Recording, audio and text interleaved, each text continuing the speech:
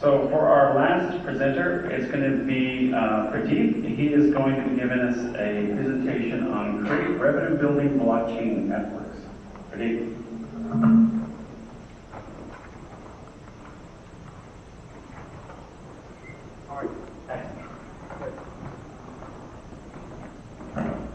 Hello everyone. So this is Washington DC, city that loves power. What does power talk about? Money. Power always means money. So we're going to talk about money today, but in the right kind of money. We're going to talk about revenue. I've been in blockchain 5 years, healthcare 35 years, and I've been listening for the last 5 years to the art of the possibilities. What blockchain will do, what the use cases are, when it's going to be deployed, it's going to be magical. It has a lot of potential, but I'm actually frankly tired of listening to the potential. Because we need to do something, guys, and we need to actually bring this solution to market. So now I've been in commercial insurance, the hated CIO that hated insurance companies. I've been in public programs, the hated CIO of the Medicare and Medicaid. I've been on the hated side for a long time. And the reason blockchain attracted me in the first place is exactly what Dino said a few minutes ago. That you can disassociate yourself from the project. You have to be able to show the users of the solution that you don't control the outcome, because if you do, they don't trust you. I've launched many diabetes care, pregnancy care solutions. I've launched many eligibility, enrollment, adjudication, payment systems. I've done a lot of Medicare contracts. Nobody trusts the system because we control it.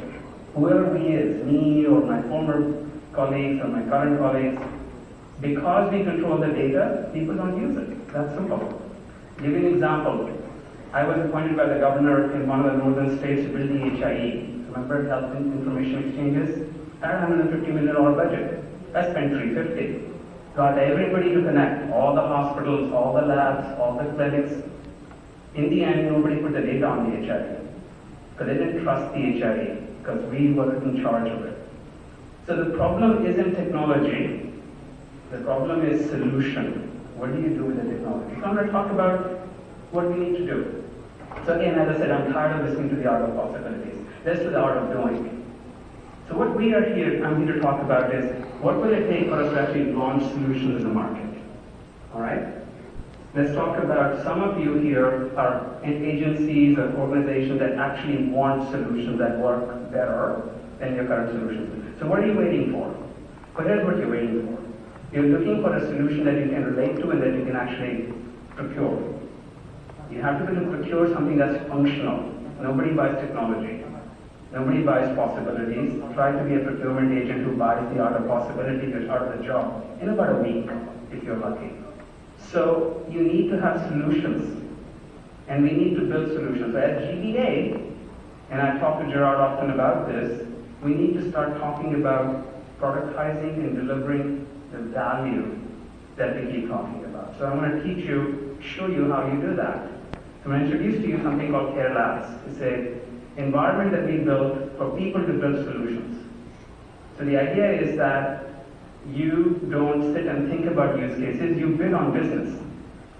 There are a lot of very familiar names: Deloitte, KPMG, Booz Allen Hamilton, Cognizant, KPMG. All of these guys make tremendous amount of revenue, more than the whole blockchain industry combined, right? You know, I have written many checks to these guys, 50 million, 100 million. Do you know how many zeros there are in 100 million? I don't. I can figure it out. There was a time when I was leaving Blue Cross, my last day as a CIO. IBM flies in with a big jet, slides this paper across the table, kids you not, said, this is your new eligibility system quote. We are making you a deal before you leave. I flip it over, it's 129 million. It was actually a deal. I said, boys, get rid of a zero, any zero you like, because I'm paying 13 million maximum. I can't keep writing checks like this. I've written checks for $1 billion for websites that blew up on the first hour. We have all heard those stories in the media, right? Being there on the front lines, in the trenches, procuring and implementing those systems. They don't work because they're too centralized and they're too inflexible. So let's talk about, what does the business actually want? You know what I want as a CIO? I want to fail fast. You know what that means? when my business comes to me and says, hey Pradeep, why don't we try out a new pregnancy care model? We have this cool idea. We're going to launch a special benefit for all the pregnancies in the state of North Dakota, which are over 35 at risk. So we're going to go ahead and run a program for them. Can you give me this little thing through which they can enroll and through which they can submit their trimester reports, and we'll incentivize them with a lower premium if they just submit 4 reports to us. So we can intervene if something's going to go wrong. Sounds pretty simple, right? So I go off to my favorite IT vendor and I say, guys, we got to do this pregnancy care system. They're like, okay, very good idea, like it, very cool. $3.2 million, 4 months, or 5 months, whatever. I'm like, no. I've got 35 grand. I don't have $3.2 million. And I have 2 weeks. And like, no, can't be done. So we didn't do it. And our premature birth rate didn't go down. Now, I'm not just an evil CIO. I don't have the tools to do the job, right? The next day my chief medical officer walks in, value-based care. We're going to pay doctors for performance. I'm like, crap, we can't even pay our claims. You're talking about performance-based systems. So we're going to have to put all these metrics in place. So we go to Tableau, and again, it's a $3 million, 6-month project. We try it, it fails. That's what happens. So I want to fail quickly. So what I want to challenge you to do is to go to the market with a fail-quick solution. And yes, blockchain is built in there, guys, but nobody buys blockchain. People buy solutions.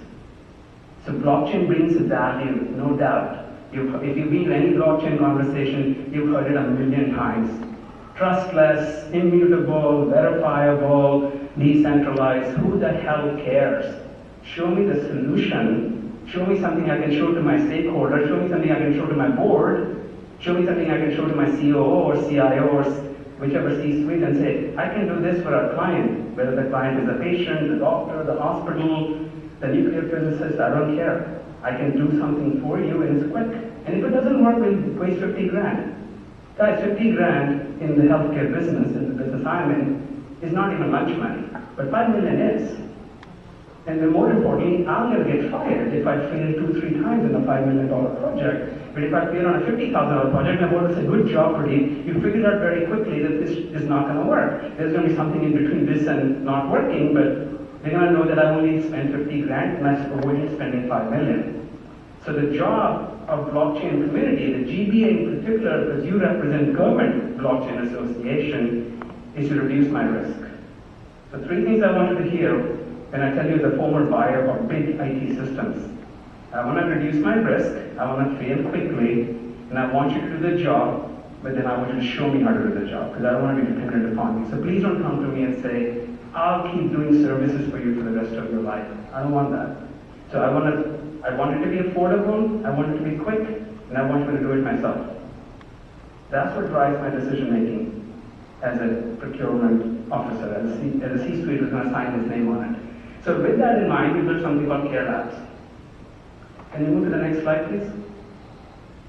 So Care Labs is a combination of wallet and a blockchain sandbox and an authoring capability in which you can author practically any solution you like, and it inherits the properties of the blockchain. You don't need to learn to write smart contracts. Because if you write smart contracts, you're playing at the wrong level. Because the clients don't care about your smart writing capability. They want a solution, something called enrollment, discharge, admissions, billing, claims, payments, clinical coordination, referrals, pre-authorization. That's what the client buys.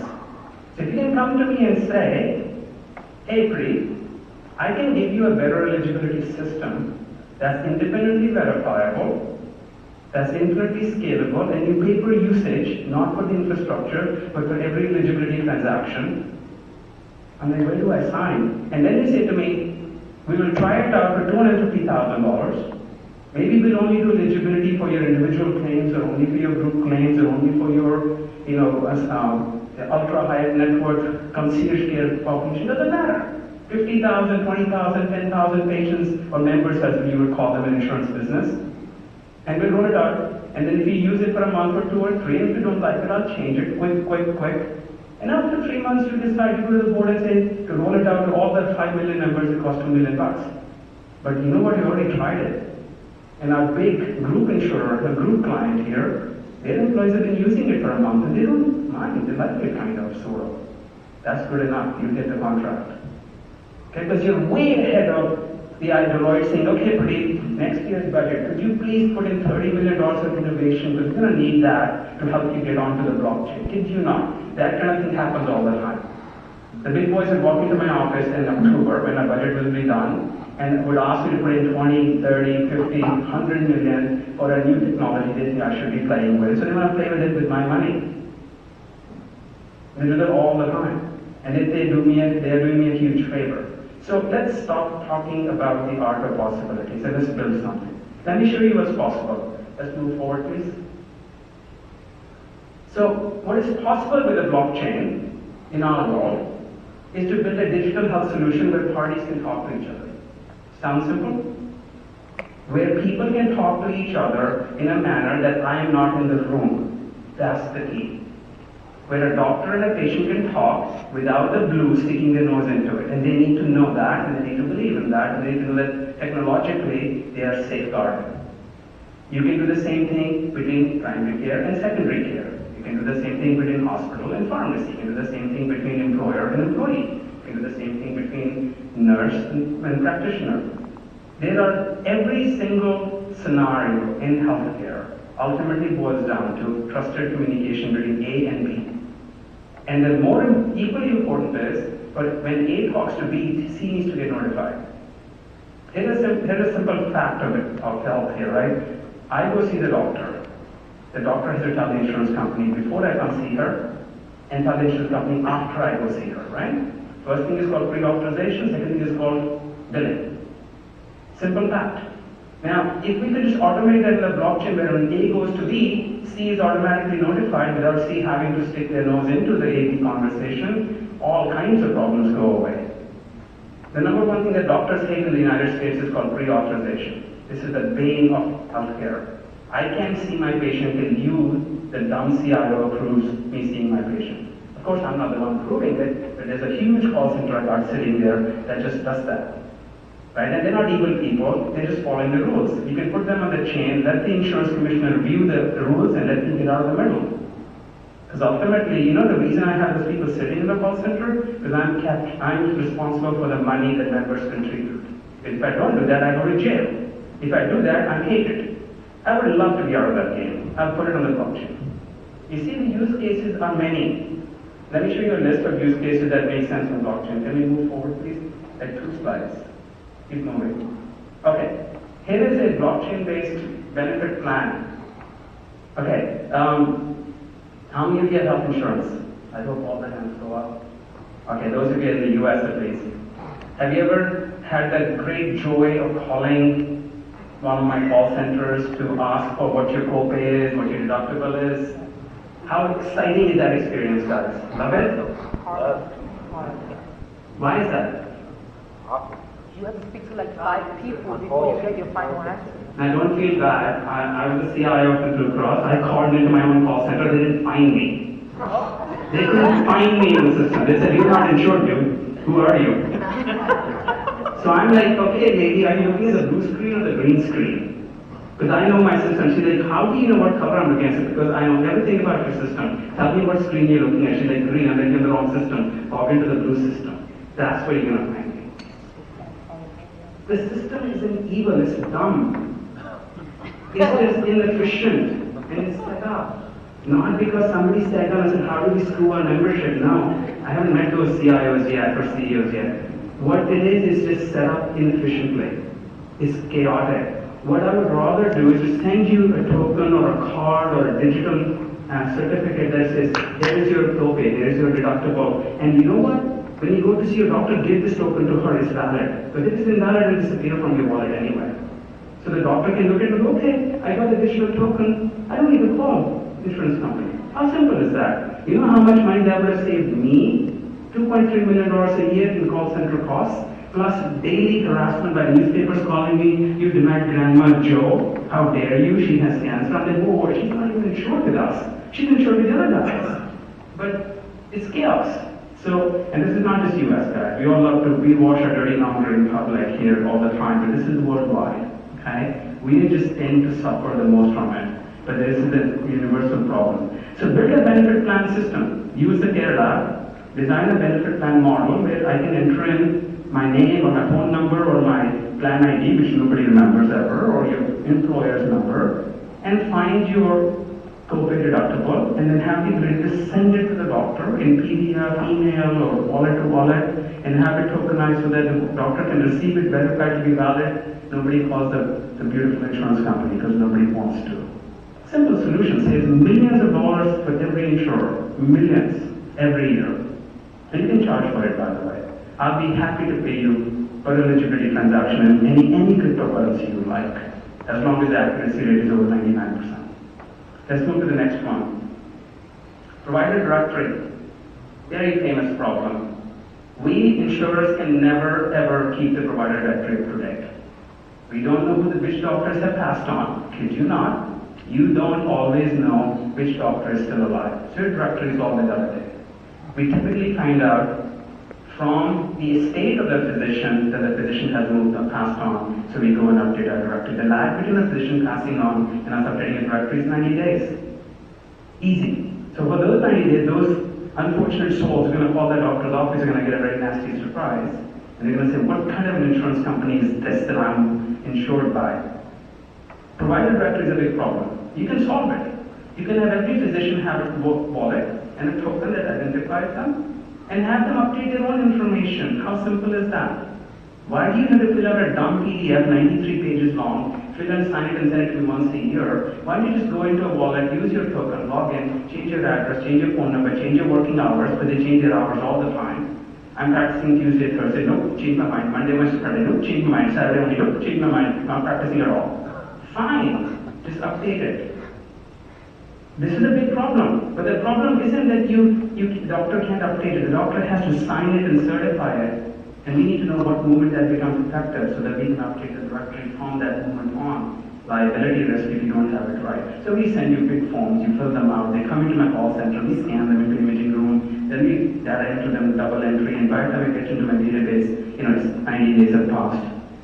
You can make that with blockchain, because you know why I can't do it any other way, or better with blockchain? Because I have a record to protect me. When the doctor makes a transaction, there's a record in the chain that I didn't play with, that you can't accuse me of having tampered the data. That's what Dina was saying. Next one, this is another use case. Every insurance company has a problem. Appointment management, beautiful problem. How easy is it to get a doctor's appointment or a specialist appointment? You guys have tried that? 100 days, average wait time for specialty care? 6 months. Yeah, Norway is actually over 6 months. It's one of the best advanced healthcare systems. Over 6 months you get a specialty care appointment. But then at the same time, doctors think they don't have enough work, they don't have enough money flowing in. Revenue is a problem. They're working too hard, they don't get enough revenue. You know why? Demand supply imbalance. It's really that simple. There's something in the US called closed networks, open networks, right? You've heard the physician network thing? We started this beautiful journey 30 years ago. It was a disaster. Nobody wants to admit it. We decided that all insurance companies are going to build their own network. So we'll have a fixed high-quality physician group. Everybody has a fixed high-quality physician group. The problem is neither they are high quality, nor do they have demand-supply balance. You're a big insurer, you get 250,000 doctors. I'm a small insurer, I have 5,000 doctors. There's always going to be too much demand for pediatrician, not enough demand for primary care, too much demand for primary care, not enough demand for pediatrician, forget the oncology and ophthalmology, always a chaos. So why are we building these networks? They don't make any sense.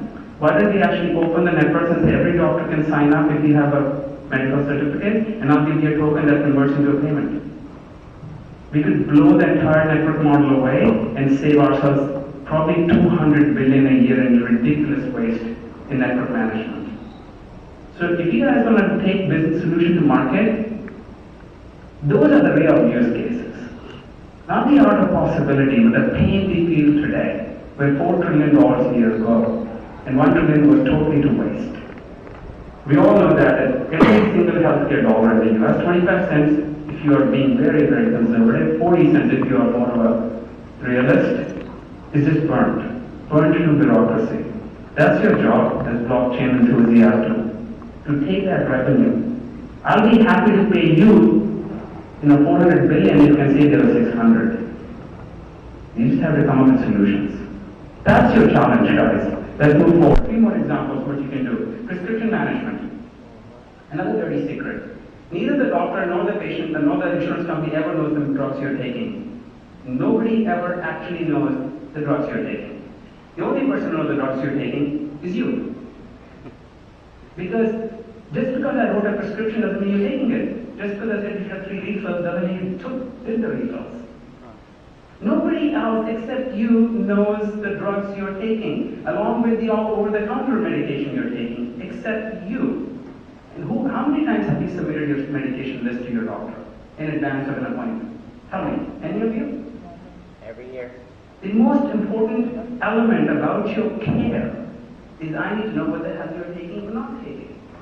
So why are we not doing that? The data is not trusted.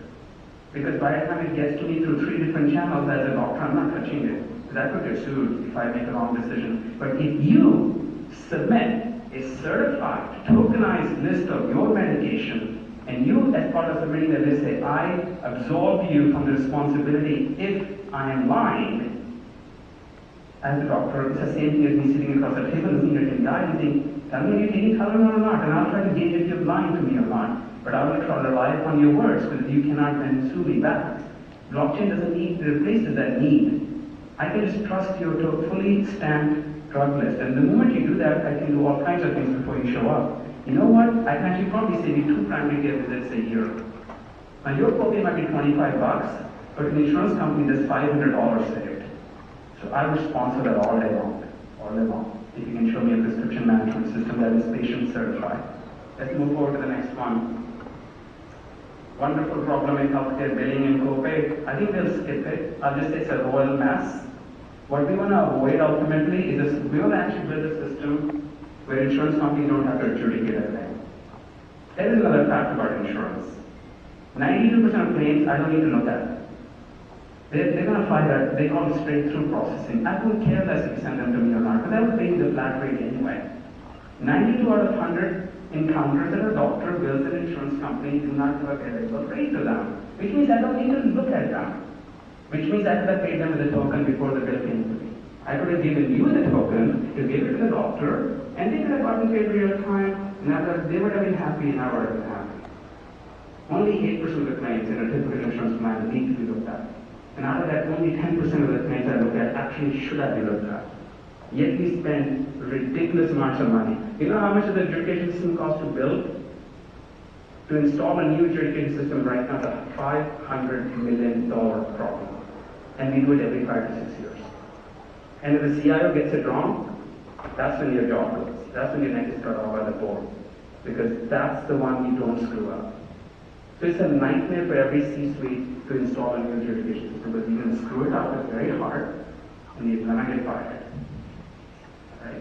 And the job number 1 in most organizations is to keep your job. So nobody wants to do it. So if you give them a solution to do straight-through payment rather than straight-through billing, a lot of insurers will talk to you. Next one. Medicaid spends billions of dollars in transportation subsidy each year. If you are too poor to go to the doctor, you also are too poor to take a taxi to the doctor, so we give you vouchers. And those vouchers are typically traded in the black market for cigarettes, and you skip the doctor's appointment because the voucher sells for $8, it's a $20 voucher, and you really, forget the doc, I'll just buy another bottle of whatever. Lots of waste in Medicaid. Transportation could be digitized and tokenized. You could go bid on it all day long. Every state issues transportation contracts every 3 years. It's 150 contracts, you can do the math, but 10 to 12 are up for bids every year. You can tokenize this thing all day long and save them ridiculous money, billions. We're not talking a little change here. Okay, let's move forward. I'm just giving you what is the market need, not the art of possibility. I'm challenging you to pick one of these solutions, build it, go bid it. But there is money every year circulating through these contracts. Don't look for use cases, look for where the money is getting spent. And then go do it. And we have the tools to do it. So here is just a list of blockchain-enabled business processes you can automate today. Appointments, admission management, authorization, referral, also free off, and your favorite topic, care coordination, case management, claims. All of these have immediate usage of something called trustworthy ledger. It's not blockchain they're buying a trust ledger. They're buying something that they know they can trust, and the court will say, yeah, this wasn't tampered. Nobody came and altered this is the factual data. So how do you do it? We have outside a sign-up sheet. Here, sign up. You can either be a free member or you can be a paid member, depending on how big your organization is. We'll give you tons and tons of support and education. We'll give you opportunities that we already have that you can start offering stuff on. We have pharmaceutical clients waiting for us to offer cards. We don't have the time. We don't have the time to build everything for everyone. We have people calling us from Peru, and people calling us from Panama City, and we have people calling us from Perth, Australia. We need people who are actually ready to get up and start implementing solutions. We'll give you the tools, we'll give you the education, the rest is up to you. The market is vast.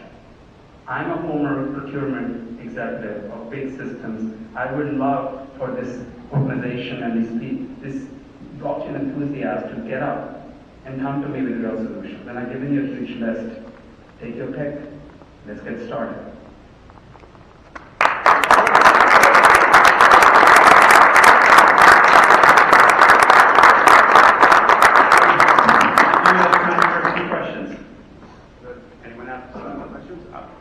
Question that I first have is, how difficult is it to learn to use this, to find a solution, and how would one go about testing it to see if it actually accomplishes what you're designing it to do?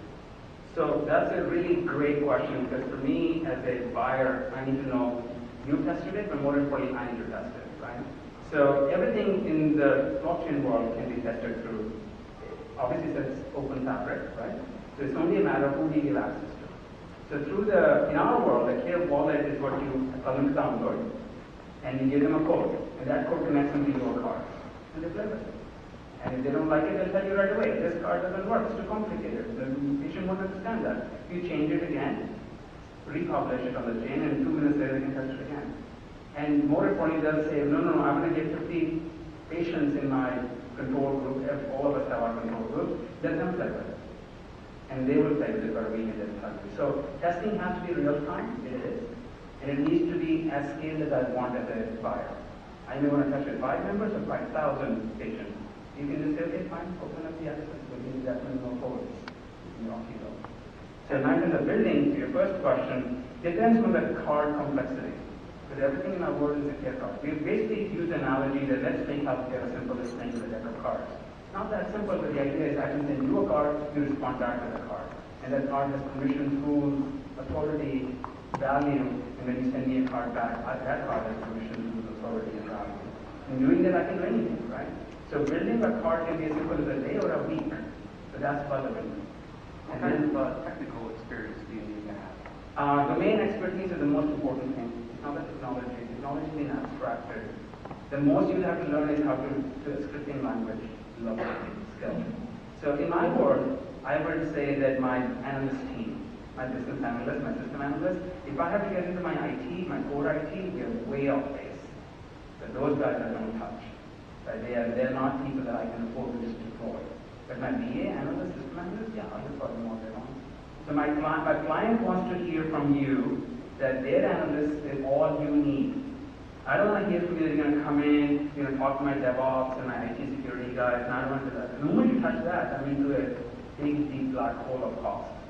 So if you can come to me and say, give me your essay, BA, and I'll go author whatever your BA tells me, I'm in. So that's who you were talking to from a client perspective, just the business analyst. And what other compliance or regulatory considerations one has to have? A lot. 3 basic ones. Who? Identity of the person. What they're doing, is that legal? And what's the payload? What data is moving, right?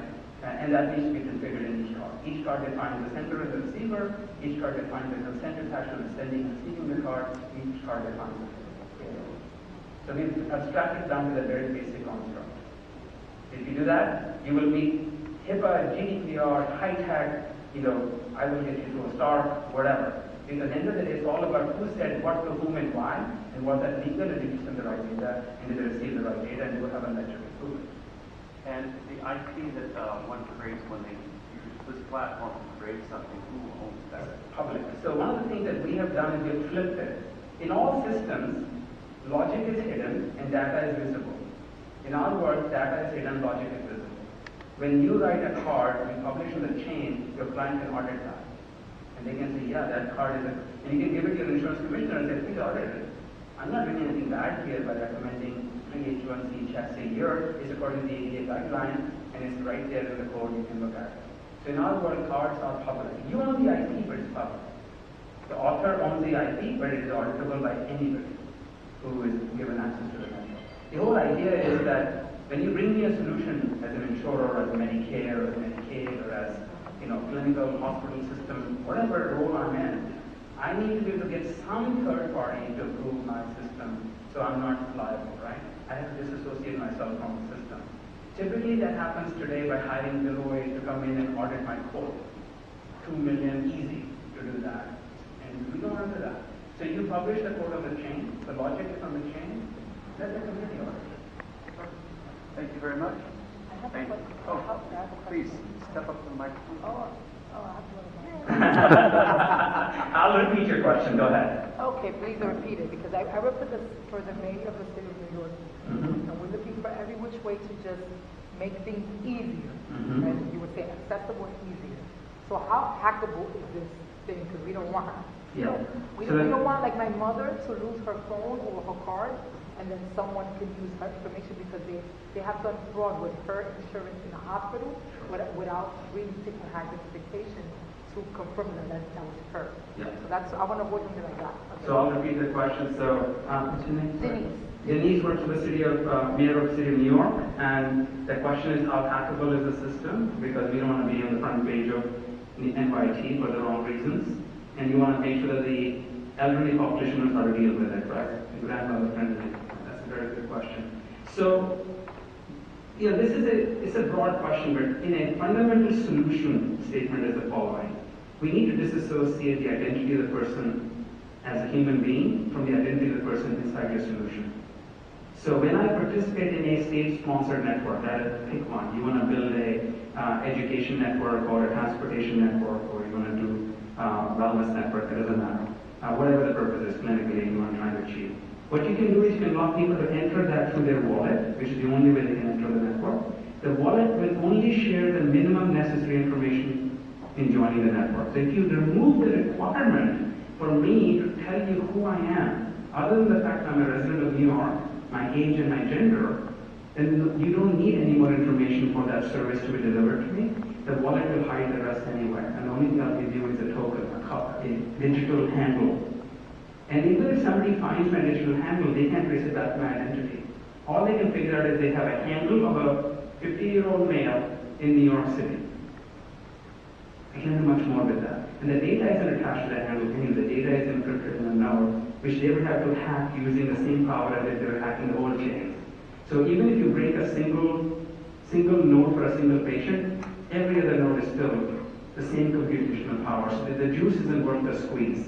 You don't know who you're hacking, and it's very expensive to hack. So how do you know who to hack? So that's why it's much safer. There are other techniques like encryption in flight and encryption at rest, but those are technologies that are pretty well defined. But fundamentally, you want to try to isolate the user's identity from the participant identity. And if they hack the network, they don't get to see anything else. They might know that somebody in New York has diabetes, but they don't know who it is. Right? Yep, thank you.